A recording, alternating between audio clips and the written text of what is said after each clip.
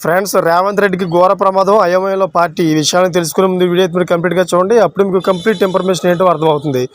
అదేవిధంగా చాలామంది వీడియో చూస్తున్నారు కానీ సబ్స్క్రైబ్ చేసుకోవడం మాత్రం మర్చిపోతున్నారు. దయచేసి సబ్స్క్రైబ్ చేసుకోండి. సబ్స్క్రైబ్ చేసుకోవడం వల్ల నేను చేసే ప్రతి ఒక్క అప్డేట్ మీరు ముందుగానే పొందగలుగుతారు. అదేవిధంగా చాలామంది లైక్ చేయడం మర్చిపోతున్నారు. దయచేసి లైక్ చేయండి. లైక్ చేయడం వల్ల ఈ ఇన్ఫర్మేషన్ మనం చాలామందికి రీచ్ చేసే వాళ్ళు అవుతాం. ఇంకా లేట్ చేయకుండా వీడియోకి వెళ్ళిపోదాం.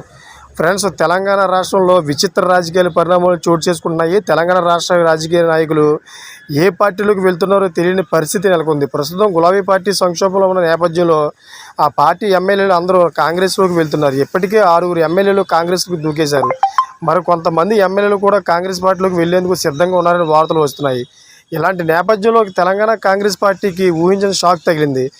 అధికార కాంగ్రెస్ పార్టీలోకి ఎమ్మెల్యేలు రావాల్సింది పోగా ఆ పార్టీకే సొంత ఎమ్మెల్యే షాక్ ఇచ్చారు. కాంగ్రెస్ పార్టీ నర్సంపేట ఎమ్మెల్యే తుంది మాధవరెడ్డి రేవంత్ రెడ్డికి షాక్ ఇచ్చేందుకు సిద్ధంగా ఉన్నారని తెలుస్తోంది. త్వరలోనే కాంగ్రెస్ పార్టీకి రాజీనామా చేసి ఇండిపెండెంట్గా లేదా వేరే పార్టీకి చేరేందుకు రంగం సిద్ధం చేసుకున్నారట.